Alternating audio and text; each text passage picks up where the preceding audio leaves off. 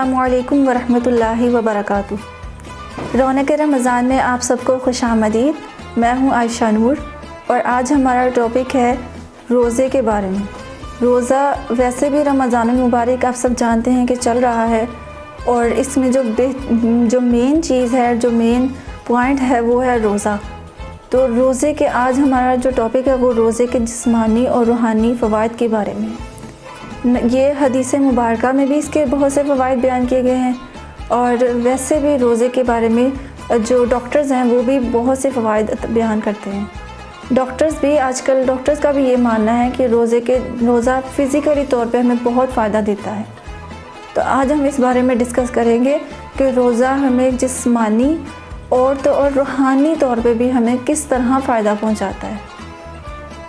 روزے کی پہلی جسمانی اور جو ہمیں فائدہ پہنچتا ہے، جو پہلی فوائد ہے وہ یہ ہے کہ ہمارا جو جسم ہے وہ چست اور چالاک ہو جاتا ہے۔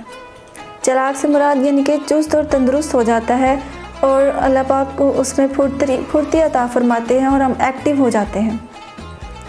روزہ ہمیں کس طرح سے ہمارے جسم کو ایکٹیو کرے گا، یہ اب ہم پہ ڈیپینڈ کرتا ہے کہ ہم اس سے فائدہ اٹھا رہے ہیں یا روزہ رکھ کر اپنے جسم کو خراب کر رہے ہیں۔ جسمانی طور پر ہمیں یہ بڑا فائدہ ہوگا کہ ہمارا جسم چست اور تندرست ہو جائے گا خود بخود، یعنی صحت، اگر ہم خدا نخواستہ بیمار بھی ہیں تو خود بخود اللہ پاک ہمیں تندرست کر دیں گے۔ بلکہ یہ تو سائنٹیفکلی بھی کہا گیا ہے کہ جو روزہ ہے، انسان جب سارا سال کھاتا پیتا رہتا ہے تو ہمارے جسم میں خراب مادہ جو ہے وہ جمع ہو جاتا ہے، اور رطوبات جو ہیں وہ جو رطوبات ہوتی ہیں وہ جمع ہو جاتی ہیں۔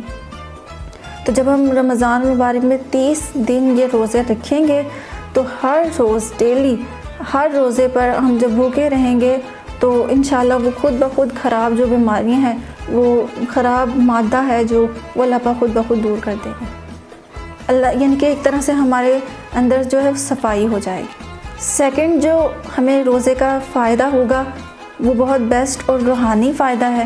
جسمانی طور پر بھی ہے لیکن روحانی طور پر زیادہ ہے۔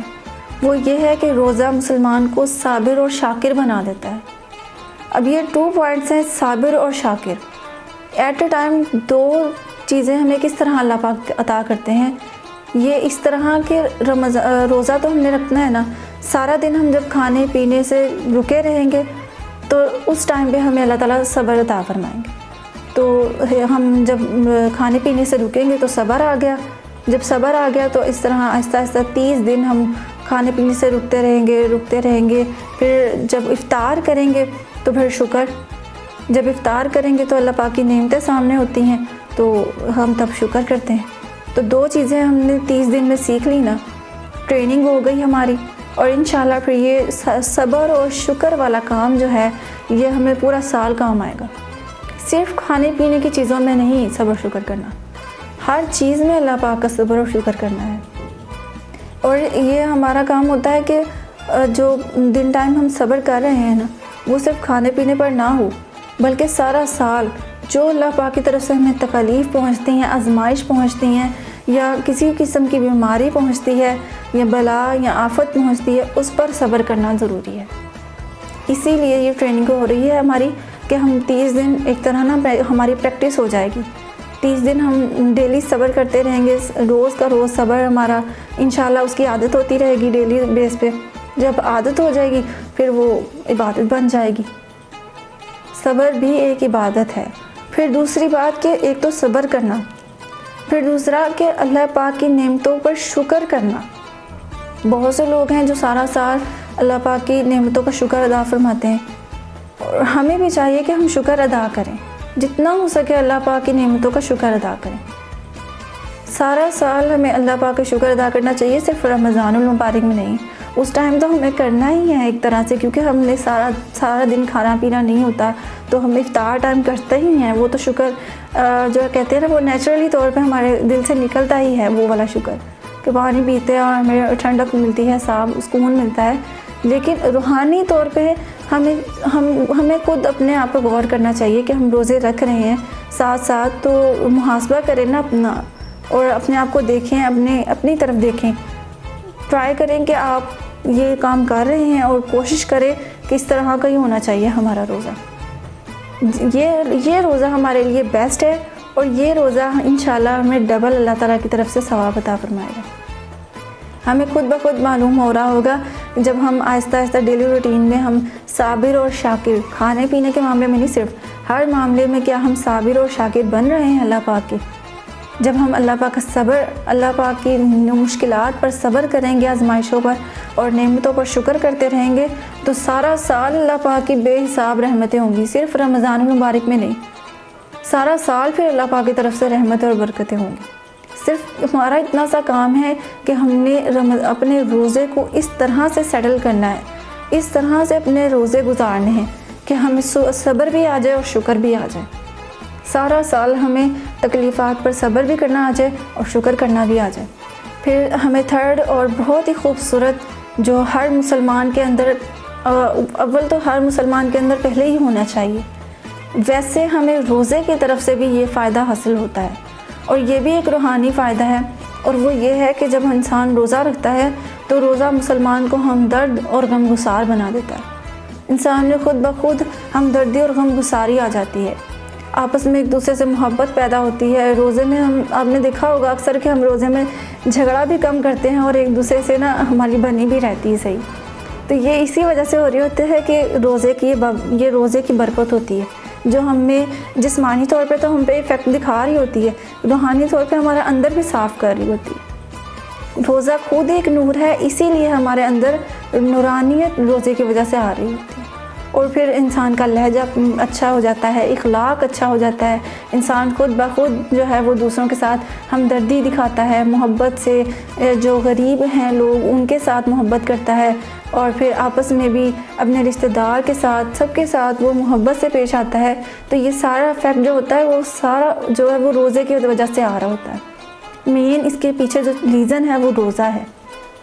تو روزہ کوئی چھوٹی معمولی سی چیز نہیں ہے، یہ بہت بیسٹ اور بہت بہترین ہے، اور ہمارا کام یہ ہے کہ صرف رمضان المبارک میں نہیں، ہمارے نبی نے بھی ساری زندگی سارا سال روزے رکھے ہیں، نفلی روزے رکھنے کا بھی ہمیں اہتمام کرنا چاہیے، اس کا بھی بہت ثواب ملتا ہے، اور ثواب تو علیحدہ ہمارا اسٹاک ہوتا رہے گا، جو ہمیں فائدہ ہوگا وہ جسمانی اور روحانی طور پر ہوگا، کیونکہ ہم سارا دن بھوکے رہیں گے تو ہم اللہ پاک کے قریب رہیں گے، جب اللہ پاک کے قریب رہیں گے تو ذکر و اذکار منہ سے سب کچھ جاری ہوگا، تو انشاءاللہ ہم میں ہمدردی پیدا ہوگی، دل میں خود بخود ہمدردی پیدا ہوگی۔ اسی لیے تو ہم رمضان المبارک کے آنے سے پہلے سب سے معافیہ مانگ لیتے ہیں، اور رمضان میں کسی سے ناراض نہیں ہوتے۔ تو یہ سارا جو نتیجہ ہوتا ہے اور یہ سارا جو اللہ پاک کی طرف سے اثرات آ رہے ہوتے ہیں، یہ روزے کی وجہ سے ہوتے ہیں، کہ روزہ ہمیں اتنا بڑا فائدہ دیتا ہے، وہ یہ ہے کہ ہمیں ہمدرد اور غمگسار بنا دیتا ہے۔ تو آپ بھی ٹرائی کریں، اور آپ بھی کوشش کریں اور اپنے آپ کی طرف دیکھیں کہ کیا آپ جو روزے رکھ رہے ہیں، اور ڈیلی بیس پہ آپ کا ایک ایک روزہ، آپ کا کون سا روزہ کس وقت آپ کو کیا فائدہ دے رہا ہے، یا آپ اپنے اندر چینج خود دیکھیں، اپنے آپ کو کوشش کریں کہ اپنے آپ کو خود بخود چینج کریں بھی، اور روزہ بھی اس طریقے پر ایسے بیسٹ طریقے سے رکھیں کہ آپ کو خود بخود چینج اندر نظر آنا شروع ہو جائے، خود بخود آپ سیٹل ہوتے جائیں گے، ڈپریشن اور پریشانیاں اور مشکلات اور سٹریس جو ہے وہ خود بخود سائڈ پہ ہوتا رہے گا، کیونکہ اب ہم خود ہمدرد بن چکے ہیں۔ کسی کے لیے دل میں بغض نہیں ہوگا تو ہم ہمدرد ہوں گے، غمگسار ہوں گے، دوسروں کی خوشی میں خوش ہوں گے، دوسروں کے غم میں غمگین ہوں گے۔ اس لیے روزہ ہمیں یہ اتنا بڑا فائدہ دیتا ہے، اور ہم اگر چاہتے ہیں کہ ہم یہ فائدہ اٹھائیں تو روزے کو اس کے حق کے ساتھ صحیح طریقے سے رکھنا چاہیے۔ چوتھا فائدہ ہمیں جو روزہ دیتا ہے وہ بھی جسمانی طور پر تو ہے ہی، وہ بھی روحانی طور پر بھی ہوتا ہے، کہ روزے کی وجہ سے مسلمان کے اندر سے ہرس اور طمع ختم ہو جاتی ہے، کسی چیز کی لالچ نہیں رہتی، یعنی کہ ہم کھانا پینا سے رکتے رہیں، سارا دن ہم کھانے پینے سے رکتے ہیں، تو پھر شام کو جب ہم کھائیں گے اور پئیں گے، افطار کرتے ہیں، تو ہمارے دل سے لالچ ختم ہو جاتی ہے، وہ چاہے لالچ کھانے پینے کی ہو، وہ پیسے کی لالچ ہو، کسی چیز کی بھی لالچ ہو، ہر شخص کے اندر کوئی نہ کوئی لالچ ہوتی ہے۔ تو لیکن یہ روزہ جو ہے وہ ہمیں اس طریقے سے رکھنا چاہیے کہ ہم خود بخود اپنے اندر دیکھیں، اور یہ چیز ہمیں ملے گی انشاءاللہ العزیز، اگر ہم بیسٹ طریقے سے روزہ رکھیں گے تو ہمیں خود بخود پتہ چلے گا کہ ہاں بھئی اب فلاں چیز جو ہے وہ اندر سے صاف ہو چکی ہے، یعنی کہ جو گندگی تھی نا وہ ایک طرح سے ہماری صاف ہوتی جا رہی ہے اور دل میں نورانیت پیدا ہوتی جا رہی ہے. جو دل ہم نے سیاہ کر لیے تھے وہ سفید ہوتے جا رہے ہیں اور نور سے بھرتے جا رہے ہیں. خود بخود ہمارا شرح صدر ہو جائے گا. وہ طمع اور وہ حرص اور وہ لالچ، کھانے پینے کی لالچ اور پیسوں کی لالچ یا کسی بھی شہرت کی لالچ ہوگی، یہ ساری چیز ہم میں سے ختم ہو جائے گی. یہ بھی ایک طرح کی گناہ ہی ہے، یہ ایک طرح کا بدکاری ہی ہے، ایک بری چیز ہے ہمارے اندر جو روزہ ہے نا وہ اسے نکال رہا ہے، جسمانی طور پر بھی اور روحانی طور پر بھی. تو یہ بھی فورتھ اور بگ، یہ بہت ہی بیسٹ قسم کا ہمیں اللہ پاک کی طرف سے مل رہا ہے کہ روزہ ہمارے اندر سے ہرس اور طمع جیسی ڈرٹ کو نکال کے باہر رکھ رہا ہے. انشاءاللہ ہم میں دوبارہ کبھی لالچ نہیں ہوگی. سارا سال بھی ہم اگر کھانا کھائیں گے نا تو اس طرح سے کھائیں گے کہ 5 وقت کا کھانا نہیں کھائیں گے. پھر 3 ٹائمز اگر کھا بھی رہے ہیں تو کوشش ضرور کریں گے کہ ہمارا جو غریب پڑوسی ہے یا کوئی بھی غریب روزگار ہیں ان کو بھی ہم صحیح ٹائم پہ دے رہے ہیں یا نہیں، وہ بھی صحیح طرح ان کو بھی ہم پہنچاتے رہیں گے اپنی استطاعت کے مطابق اور خود بھی ہم کھاتے رہیں گے تو انشاءاللہ یہ لالچ اور طمع بھی ختم ہو جائے گی.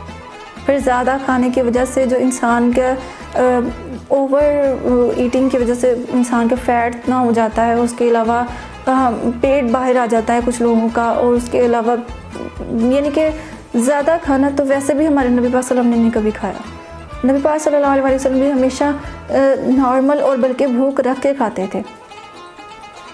چہرے کی حیت بگڑ جاتی ہے اگر ہم زیادہ کھائیں، تو یہ حرص اور طمع جو ہے یہ ہمیں روزے کی وجہ سے انشاءاللہ ختم ہو جائے گی. اس کے بعد جو ہمیں 5واں اور اتنا خوبصورت اللہ پاک کی طرف سے فائدہ مل رہا ہے وہ یہ ہے کہ جو روزہ ہم رکھ رہے ہیں ڈیلی بیس پر 30 ڈیز کے لیے، ہم اس رمضان جو روزے رکھ رہے ہیں اس میں ہمارا جو فائدہ، ہمیں روحانی فائدہ ہمیں مل رہا ہے وہ ہم اپنے اندر ہمیں نظر آئے گا. اور وہ یہ ہے کہ روزہ مسلمان کو اخلاق اچھے کر دیتا ہے اور دوسرا روحانیت کی قوت پیدا ہو جاتی ہے. جن میں روحانیت نہیں ہوتی وہ ایک طرح اس طرح ہوتا ہے جیسے چلتا پھرتا مردہ، اس طرح ہو جاتا ہے، دل مردہ ہو جاتا ہے انسان کا جب انسان میں روحانیت نہیں ہوتی. اور روحانیت انسان کو نماز کی وجہ سے ملتی ہے، اللہ پاک کے قریب ہونے کی وجہ سے ملتی ہے. جب ہم روزہ رکھیں گے تو انشاءاللہ خود بخود گالی گلوچ اور ان چیزوں سے بچیں گے تو ہمارے اخلاق درست ہوں گے. پھر اس کے بعد جب ہم نماز پڑھیں گے، قرآن پاک پڑھیں گے تو یہ چیزیں ہمیں روحانی اٹریکشن اور قوت اور اسٹرینتھ ہمیں ملتی رہے گی اس کی طرف سے بھی. جب ہمارے اندر روحانیت آ جائے گی نا پھر انشاءاللہ ہم خود بخود یہ چیز اپنے اندر فیل کریں گے کہ اب ہمارا جو کنیکشن ہے نا وہ اللہ پاک سے جوڑ رہا ہے. تو ایٹ لیسٹ اس کے لیے اللہ پاک نے جو نا وہ 30 ڈیز ضرور رکھے ہیں کہ تاکہ نا یہ کنیکشن اللہ پاک سے ہم جوڑ سکیں. تو ہمیں یہ نہیں ہے کہ کھانا پینا چھوڑ دیا اس کے بعد کھا لیا، سحری کی، افطاری کی بس، اور جو ہے وہ نام کی نمازیں پڑھ کے سائڈ پہ ہو گئے. یہ چیز ہمیں بالکل نہیں کرنی، ورنہ تو نعوذ باللہ ہم اپنے روزے کو ضائع کر دیں گے ایک طرح سے. اور اس کے علاوہ جھوٹ بولا، غیبت بھی نہ چھوڑی، اس کے بعد جھوٹ بولنا بھی نہ چھوڑا، گالی گلوچ بھی نہ چھوڑی، پھر بھی ہمارے روزے کا کوئی فائدہ نہیں ہوگا. تو اس لیے ہم نے ڈیلی بیس پہ روزے رکھنے ہیں اور انشاءاللہ ہم نے یہ کوشش کرنی ہے اپنے اندر خود بخود یہ چیز لانے کی کوشش کرنی ہے کہ ویسے تو روزے میں ہم کم ہی بولتے ہیں، تو کوشش کریں کہ کسی سے اگر جھگڑا ہو بھی جائے نا تو اسے کہہ دیں کہ میں روزے سے ہوں اس لیے میں تمہیں اس کا جواب نہیں دے سکتا. خود بخود آپ خاموش رہیں گے. اور بلکہ اگر غصہ بھی آ رہا ہے نا تو اللہ پاک کا ذکر کرنا شروع کر دیں، اٹھ کے وضو کر لے. غصہ ویسے بھی ایک طبعی چیز ہے، انسان کو آ ہی جاتا ہے، تو لیکن غصے کی وجہ سے اپنے روزے کو خراب نہ کریں. روزہ آپ کا بیسٹ طریقے سے جانا چاہیے. آپ سوچیں کہ یہ سارا دن جو روزہ گزر رہا ہے اور ہر پل ہر وقت روزے دار پہ جو رحمتیں اور برکتیں آتی ہیں، ہر گھڑی اللہ پاک کی طرف سے رحمت کی ہوتی ہے. تو ایسا نہ کہ ہم اس چیز سے محروم ہو جائیں.